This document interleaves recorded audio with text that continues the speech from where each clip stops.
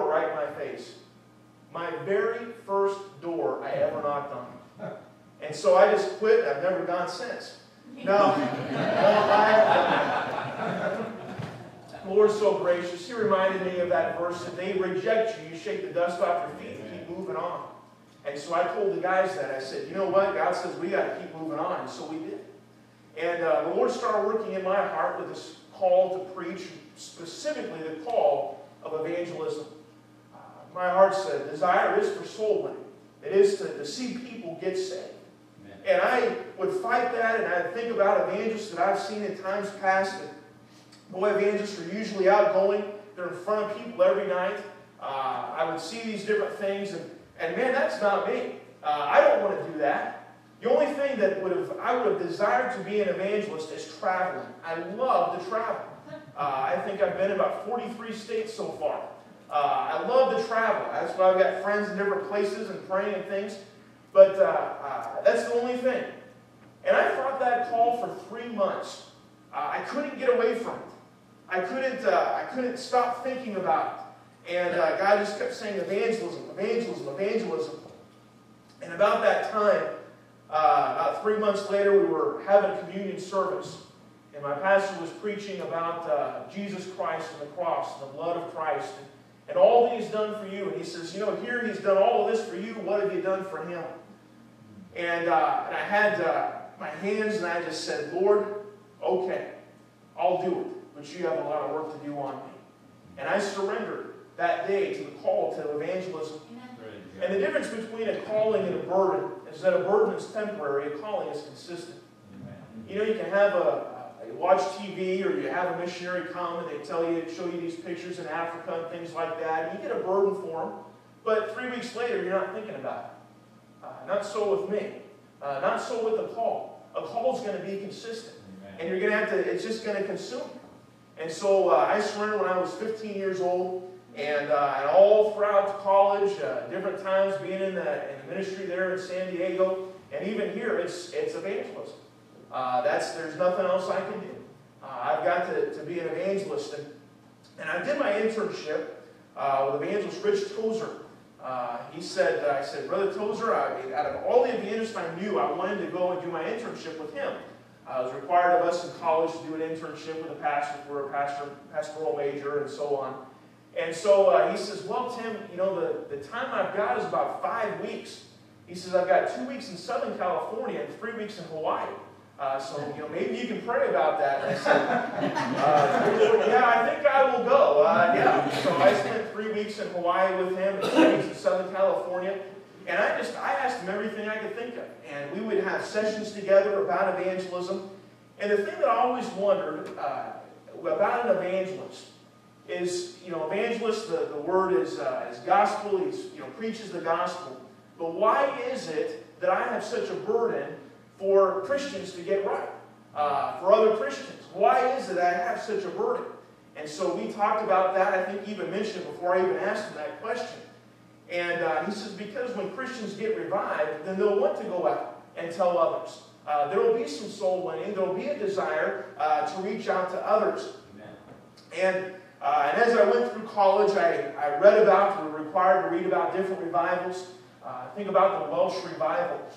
Back in the early 1900s, there was a young man that was praying for revival, and he prayed and prayed and prayed, and different other men were starting to pray for revival, and they were having some different meetings. And one night he was sick. His name was Evan Roberts. You've heard about this revival before. And Evan Roberts was sick, but he wanted to be there for the service because he says, what happens if God really meets with us that night? And so he would just make sure that he was at those different meetings. And people started just getting a fear of God around the community. People were preaching, people were praying, souls were being saved, and thousands of them. It said that no records were kept of the actual number of conversions, but it was estimated, conservative estimate is 150,000 in the first 6 months. Just an incredible revival that took place where Christians were getting right, and there were still people in churches whose grandparents were converted back in the early 1900s during that revival. But it's amazing when God just takes over. God just, he just so that fear of God and that awe of God is just right there. And not only were lives changed by the power of the Holy Spirit during that time, but the whole communities were changed. Wales, again, was a God-fearing nation. Public houses became almost empty. Men and women who used to waste their money on getting drunk were now saving it and giving it to missions and giving it to churches. They were buying clothes and food for other families. Not only drunkenness, but stealing and other offenses grew less and less. So often that there was no court cases to be done because there was nobody that was committing those crimes. And it was also interesting, as it's recorded, that men's language, who were filthy, got all cleaned up. They worked in the mines, and they had these animals, these donkeys, and they couldn't get the donkeys to work because the donkeys were hearing a foreign language. They were used to being beat, cussed at, and all of that, and now they can't get them to work because they're not going to do that. They're going to treat their animals with respect and not cuss and things like that. And even in the mines, you could hear the miners singing praises of the Lord. And just an amazing time. And so things happened there in Wales.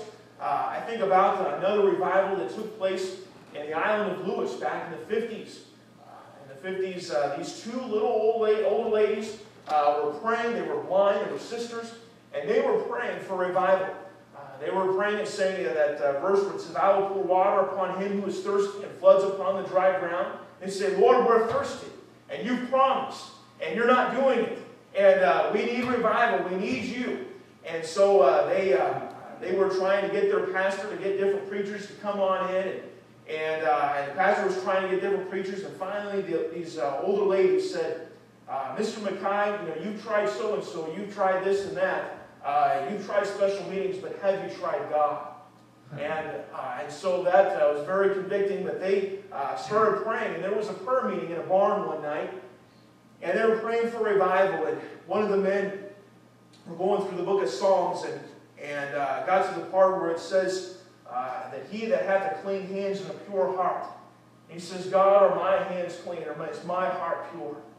And it just broke. Those men just became broken before God. And there was, as Duncan Campbell, the one who tells about the revival, says there was a power that was let loose that night. And people were getting saved. There was a dance hall, and the teenagers, about 200 teenagers, all of a sudden were just swept by the move of the fear of God and made their way for the church.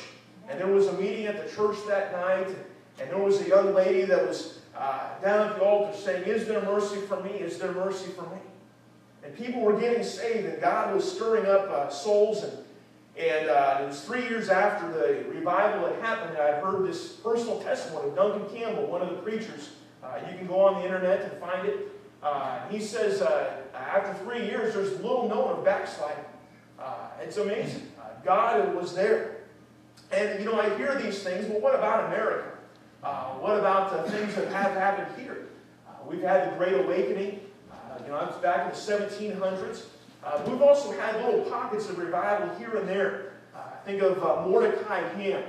He was an evangelist, and he went back east and also the Midwest. And his method was kind of neat.